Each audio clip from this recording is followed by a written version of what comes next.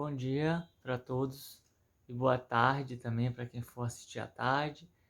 Na aula passada, da semana passada, eu pedi para vocês estudarem sobre as funções da linguagem. Vocês viram nos exercícios as 6 funções da linguagem. Essas funções são muito importantes, elas são cobradas demais nos exames, no Enem, relacionadas aos textos. O que significa essa função? A função está com o sentido de por que o texto é construído. Por que aquele texto é construído? Qual a finalidade e para qual público aquele texto é construído. Então, quando a gente tem essas duas questões, qual a finalidade do texto? Ou seja, qual é o propósito? Por que ele foi escrito? E para quem ele foi escrito? Respondendo essas duas questões, a gente consegue identificar a função da linguagem. As funções da linguagem, elas são como que derivadas dos elementos de comunicação. Assim como elas, que são 6, também são 6 os elementos de comunicação. Quais são eles? O emissor, aquele que emite a mensagem, o falante, o escritor, uma televisão, no caso, a rádio, que transmite, ela é emissora. Ou seja, aquele que o jornalista que escreve são emissores. Um cantor, se ouve uma música de um cantor, de uma cantora, ela está sendo a emissora ali. Esse canto, vamos continuar nesse exemplo do cantor, porque a gente se identifica bastante com artistas. Cada um aqui de vocês tem algum artista que ouve. Então, esse artista que faz a música que você ouve, ele é o emissor. E ele faz para você, que é o receptor. Por que você escolheu as músicas de artista tal? Por causa da mensagem que ele traz, por causa da maneira como ele se comunica, por causa das ideias que ele defende, por causa da opinião que ele expressa sobre as coisas. Então aí a mensagem já é o terceiro elemento. Antes dessa mensagem chegar, ela é criada a partir de um código, que é o quê? Um sistema de elementos que geram comunicação. No caso, aqui o nosso código principal de comunicação é a língua portuguesa. A língua inglesa é um outro código, a língua francesa, a linguagem matemática, os emoticons, que são aquelas carinhas cheias de significado, são códigos. Eu posso criar uma cifra, a cifra musical também é um código. Eu não sei ler cifras, mas quem estuda música, vê aquele monte de pontinho ali, ele consegue saber o que ele vai fazer, porque ali é um código. E como é um código, é um sistema. E para ser compreendido esse sistema, ele tem que ter sido estudado, tem que se saber o que significa, né, os elementos daquele código, como é que ele é formado, né? Os símbolos daquele código devem ser conhecidos para que haja comunicação. Vamos ficar aqui na língua portuguesa, que é o código principal de comunicação que nós utilizamos. Esse código é o que cria a mensagem. Então aí a gente já tem quantos elementos? O emissor, o receptor, o código, a mensagem e o canal. O canal é o quê? O meio que é utilizado para levar a mensagem. No caso aqui, o meu meio utilizado para levar a mensagem até vocês, o que eu estou querendo comunicar para vocês aqui é uma mensagem, está sendo basicamente dois, a minha voz e o celular que está sendo o meio que grava essa voz e transmite até vocês. e o celular que está sendo o meio que grava a minha voz e transmite até vocês. Então, o canal é o meio, tá certo? É o meio. Quando eu falei que a rádio, ela é emissora, o rádio é o canal, porque a rádio é a transmissora, né? Ela transmite, ela é a emissora. A rádio através dos seus radialistas. E o rádio é o meio físico que faz com que a mensagem chegue até você. Então, o rádio é o canal, a rádio é a emissora e o rádio é o canal. Assim como a televisão é o canal para levar a mensagem dos canais, tá certo? A voz, o livro, o jornal, o meio físico, o CD, o MP3, o pendrive, todos os meios que são os que levam a mensagem é o canal.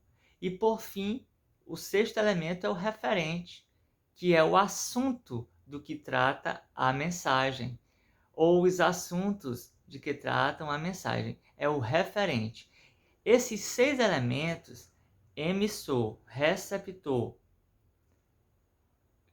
código, canal, mensagem e referente, eles são 6 elementos sempre presentes em qualquer ato de comunicação. Para que haja ato de comunicação, é preciso que esses 6 elementos estejam presentes, todos ao mesmo tempo. As funções da linguagem, então, elas vêm a partir desses elementos. Um texto que ele é criado a partir dos sentimentos do emissor. Então, esse texto ele é cheio de opiniões do eu ou do nós. Porque quem é que emite? Quem é o emissor? É sempre uma pessoa, é sempre um eu ou um nós, no caso de estar no plural. Então, um texto que tem muitos pronomes de primeira pessoa, meu, minha, me, verbos como percebo, sinto, vejo. Esses verbos que tem esses textos que tem muitos verbos e pronomes e outras marcas e outras palavras que levam o sentimento do emissor, é um texto que vai ter uma função predominante ali, que é a função emotiva ou expressiva.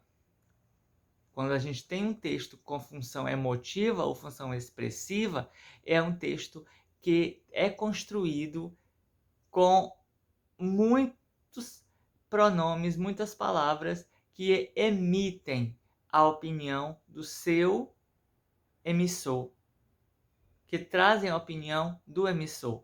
Pode ser uma simples fala, eu acho que isso não vai dar certo, porque para mim isso aqui não está no sentido certo. Ó. É um texto, eu acho que para mim isso não vai dar certo. Tem muita marca, tem muita marca. E as poesias, elas são também criadas assim, com os pronomes, com os verbos em primeira pessoa. Para citar aqui a poesia de Gonçalves Dias, que tem como título Canção do Exílio, em que ele diz: minha terra tem palmeiras, onde canta o sabiá. As aves que aqui gorjeiam, não gorjeiam como lá. Nosso céu tem mais estrelas, nossas várzeas têm mais flores, nossos bosques têm mais vida, nossa vida mais amores. Em cismar sozinho à noite, mais prazer encontro eu lá. Minha terra tem palmeiras, onde canta o sabiá. Minha terra tem primores, que tais não encontro eu cá. Não permita, Deus, que eu morra, sem que eu volte para lá, sem que ainda viste os primores, sem que ainda viste as palmeiras, onde canta o sabiá. Minha terra tem palmeiras, onde canta o sabiá. Então, aqui é uma poesia, ou seja, a função da linguagem de uma poesia é basicamente a função emotiva ou expressiva. Observe como ele diz minha, eu sozinho, em cismar sozinho à noite, mais prazer eu encontro lá. Então, é um texto emotivo ou expressivo, a função da linguagem presente aqui. É claro que, como é uma poesia, e tem rimas, e tem uma escolha de vocabulário muito bem caprichada, a gente também vai ter aqui a função poética, que é quando a mensagem é trabalhada artisticamente, quando a mensagem é trabalhada para atingir efeitos de beleza, efeitos de sonoridade. E aí a gente tem a função que trabalha a mensagem, que é um outro elemento da comunicação, e quando essa mensagem é trabalhada com o objetivo a fazê-la poética, a fazê-la artística, aí nós vamos ter a função da linguagem, que é a função poética. A função poética não tem a ver com poeta, a função da linguagem chamada função poética tem a ver com o trabalho que é feito com a mensagem que a transforma em algo elaborado, algo artístico, tá bom? Quando o texto agora ele é focado no receptor, quem é o receptor? É o tu, é o você, é o vós, é o vocês. É o outro para quem eu estou comunicando. Então, para que esse texto atinja o receptor, é preciso que a mensagem seja dirigida para ele. Então, caso você considere isso importante, venha até nós. Seja valente, não desista.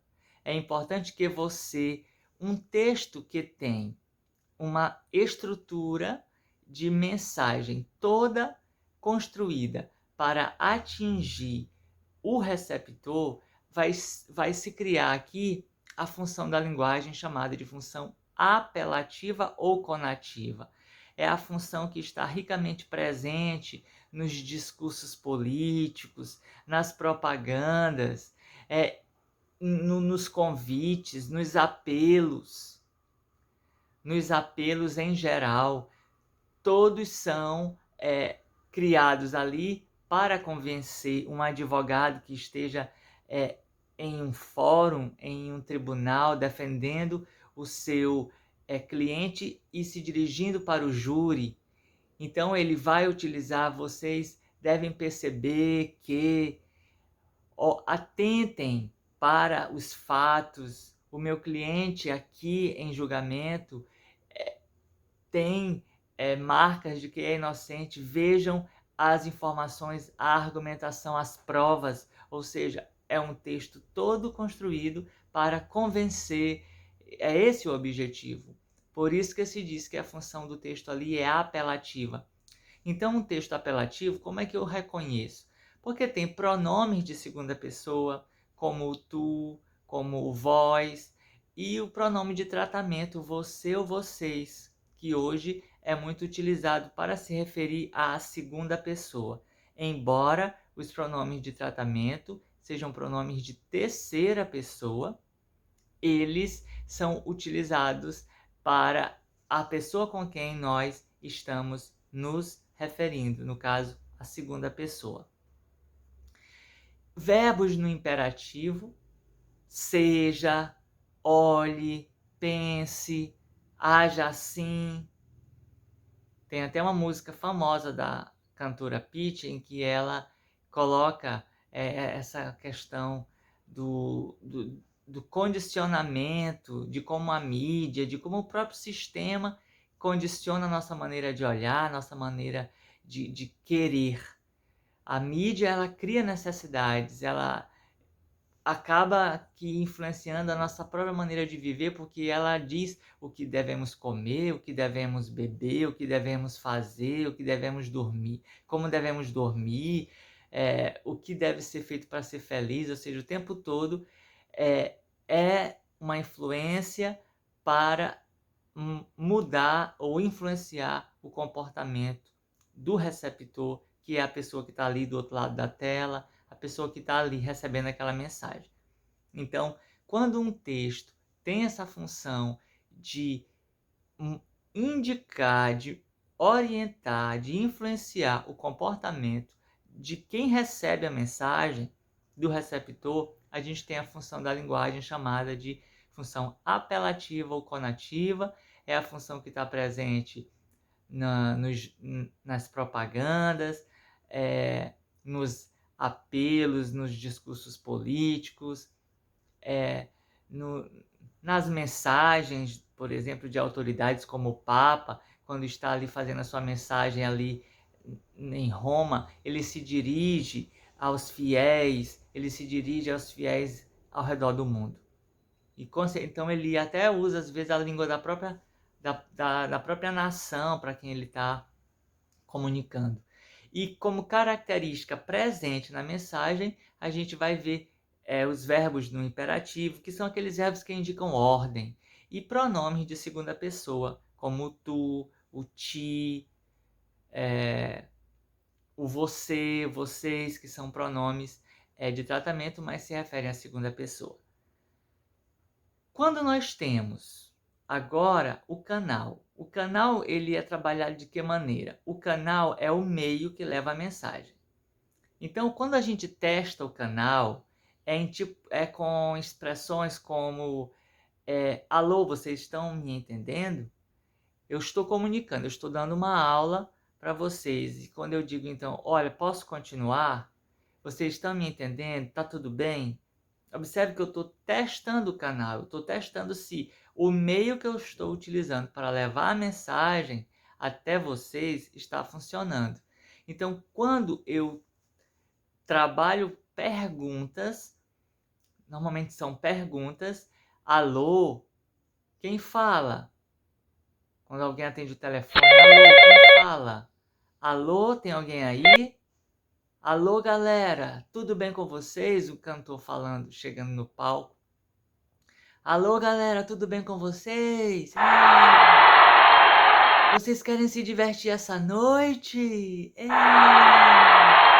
não estou ouvindo. Ainda não estou ouvindo. Ele está ali testando o canal para trazer ali uma sinergia, no caso específico do cantor, para se comunicar com a massa que está ali na frente dele e fazer um show comunicativo, porque ele está se comunicando com a plateia, ele está se comunicando com quem está ali para assistir. Então, essas frases interrogativas que testam o canal, elas têm o nome, quando existe essa intenção na mensagem de testar o canal, a gente tem a função fática. A função fática. As empresas têm os seus serviços de atendimento ao consumidor, os saques, que de certa maneira são canais utilizados para testar, para saber a opinião do consumidor sobre seus produtos. Então, de certa maneira, os saques estão ali fazendo uso da função fática, que é testar o canal para ver se está tudo bem com a satisfação do cliente. Então, todas as vezes que um texto quer saber se está tudo bem na transmissão da mensagem, se está tudo transcorrendo inteligentemente, nós temos ali um texto criado com a função fática. Quando você liga para uma operadora e ela te atende, e aí no final ela diz, não desliga, dê uma nota para o nosso atendimento, aquela nota ela está testando o canal. Aí às vezes o programa até diz, você vai dar a nota de 0 a 10 para os itens, clareza na comunicação, satisfação da sua requisição, educação do atendente, e aí você vai escolher qual deles e vai dar a sua nota. Ou seja, tudo isso é a empresa querendo saber como é que está essa transmissão do serviço que ela está prestando ali. Então, ela está fazendo uso da função fática. Vamos agora para o elemento da linguagem, que é a mensagem. Quando a mensagem é trabalhada com objetivos estéticos, com objetivos de arte, a gente tem a função poética, tá? A função poética. E a mensagem, para ser poética, ela trabalha com as palavras de maneira artística, criando ambiguidade, se esse for o propósito, se esse for o caso, se essa for a intenção. É como as músicas às vezes usam palavras com duplos sentidos, a poesia também usa palavras com duplos sentidos, porque faz parte do universo da poesia, da música, gerar essas construções que nos fazem pensar muitas vezes. As propagandas também usam as suas rimas, os seus jogos de palavras, para deixar uma mensagem fácil de ser memorizada, e assim aquele produto vai ficar na mente dos consumidores e vai fazê-lo adquirir aquele produto uma hora ou outra do seu dia. Então, quando a mensagem é trabalhada artisticamente, a gente tem ali a função poética da linguagem.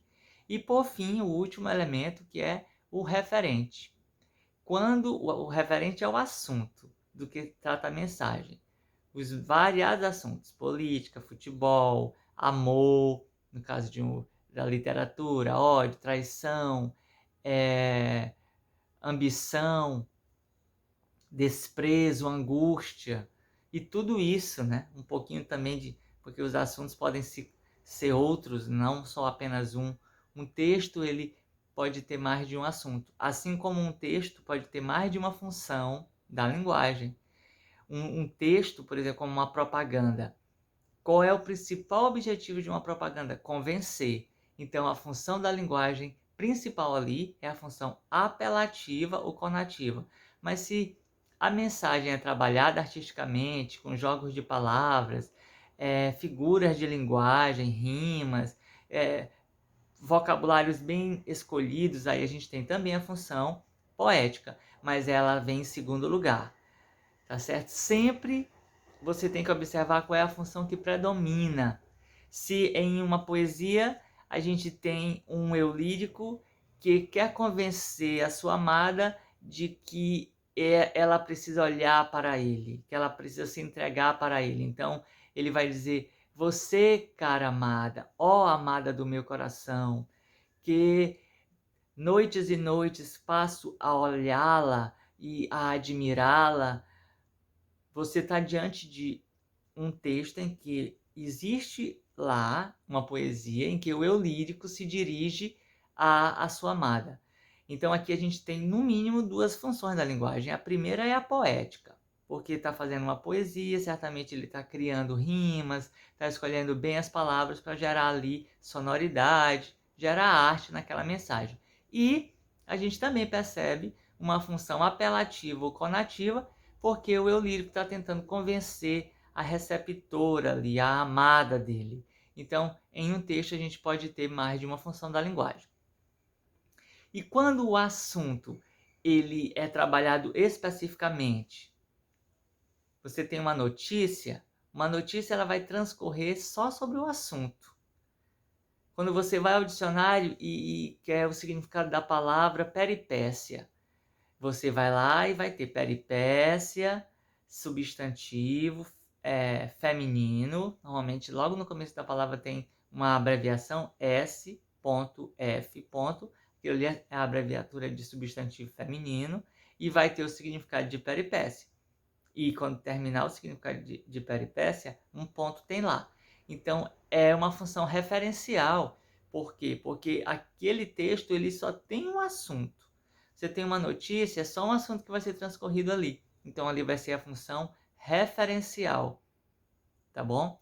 Quando você tem um texto científico que trata de um tratamento ou de um método terapêutico para a cura de alguma doença, ele vai a estudar aquele assunto todo, o tempo todo. Vai falar só daquele assunto e dos outros assuntos que se referem a ele, mas ele vai trabalhar um assunto. Então, ele vai ter um referente. Então, a função daquele texto é a função referencial, é a função que está presente em quais tipos de textos? Nos verbetes de dicionário. O que são verbetes? São o significado das palavras. O dicionário tem muitos verbetes, tem milhares de verbetes. O que são verbetes? Cada palavra daquela que tem seu significado é chamada de verbete. Tá certo? As notícias, as reportagens, tá? Uma entrevista, ela tem uma função referencial ali, porque ela é elaborada a partir do interesse de comunicar sobre aquele artista, aquela personalidade. Então vai ter ali uma função referencial. O interessante é vocês entenderem como que ocorre cada uma dessas funções, qual é o objetivo delas, como que eu entendo e reconheço essas funções da linguagem, porque aí vocês vão conseguir observar qual é a função que predomina, qual é a função mais importante ali da linguagem, aquele texto. Uma entrevista que eu acabei de citar, a personalidade vai falar muito do eu, né? Do eu dela, da vida que ela tem. E ali a gente vai ter, claro, vai ter função emotiva ou expressiva. Mas qual é o objetivo de uma reportagem? Ou qual é o objetivo de uma entrevista? É falar daquele assunto. Que assunto? O assunto que é aquela pessoa, o assunto que é aquela personalidade. Então, a função predominante em um texto como uma entrevista é a função referencial. É a função referencial, tá certo? Então, é importante demais conhecer essas funções, relacioná-las com os elementos da comunicação. Então, emissor, função emotiva ou expressiva. Receptor, função apelativa ou conativa. Canal, função fática. Mensagem, função poética. Código, função metalinguística. E mensagem, função referencial. Eu estou agora percebendo que eu não falei da função metalinguística. O código. O código, como eu falei ainda há pouco, é o meio que organiza a mensagem. É ali as palavras, os símbolos que devem ser de conhecimento do receptor para que aquela mensagem seja conhecida. Quando esse código ele é trabalhado, a função da linguagem que é relacionada com ele é a função metalinguística. O código ele é trabalhado. Por exemplo, vamos ver aqui como que isso acontece. Quando eu falei dos verbetes de dicionário, eu falei que uma palavra tem o seu significado, né? Como o caso de peripécia. Vamos ver o que significa peripécia. Peripécia. Aí tem aqui a separação silábica, peripécia. Então aqui é uma palavra proparoxítona, porque ela é acentuada na antepenúltima sílaba. Aí tem SF, substantivo feminino. Aí vem significado 1, façanha, proeza, feito. Aí um exemplo, comunicaram a peripécia ao Conselho Rodrigues Alves. Significado 2, acontecimento inesperado, imprevisto, incidente. Exemplo, ele foi debulhando as peripécias daquela vida de pedinte. Significado 3, nas obras de ficção, significa lances que alteram o rumo dos eventos. Conhecia os relatos idênticos na peripécia principal do romance. Então aqui você tem um verbete, peripécia, que está sendo trazido nos seus significados. Então aqui a função predominante desse texto, no caso de eu botar peripécia e colocar esses significados. Qual é a função predominante aqui? A função referencial. Mas tem também a função metalinguística. A função metalinguística está ali em segundo lugar. Ela está presente também porque o código está sendo usado para explicar o próprio código. Ou seja, peripécia é uma palavra da língua portuguesa. Assim como façanha, proeza, feito, são palavras da língua portuguesa. Assim como a frase que eu usei para exemplificar comunicaram a peripécia ao Conselho Rodrigues Alves. Acontecimento inesperado, imprevisto, incidente. Ele foi debulhando as peripécias daquela vida de pedinte. As peripécias da personagem no romance. Então você tem ali o código falando dele mesmo. Quando você tem agora um livro que fala da arte de ler. Um livro é feito para ser lido. E aí você tem um livro que fala da arte de ler. Ou seja, é como se o código estivesse falando dele mesmo. Quando você tem os autorretratos em que um pintor está pintando a ele mesmo e ele faz seu autorretrato ali na tela, até olhando para a frente, ou seja, como que olhando para o espectador. Ali a gente tem a função metalinguística. Quando você tem um poeta que fala da dificuldade de escrever. Gastei 1 hora pensando um verso que a pena não quer escrever. No entanto, ele está cá dentro, inquieto, vivo. Ele está cá dentro e não quer sair. Mas a poesia desse momento inunda minha vida inteira. Você tem ali a função metalinguística. Quando você tem um programa que fala dos programas da emissora, você tem a função metalinguística. O video show, que não existe mais, ele era ali um excelente programa que falava do que ia acontecer nos capítulos da novela que viriam depois dele, né, na programação. E ele falava de todos os programas também, do programa que veio antes, do programa que ainda vai vir mais à frente. Ou seja, era só falando do canal,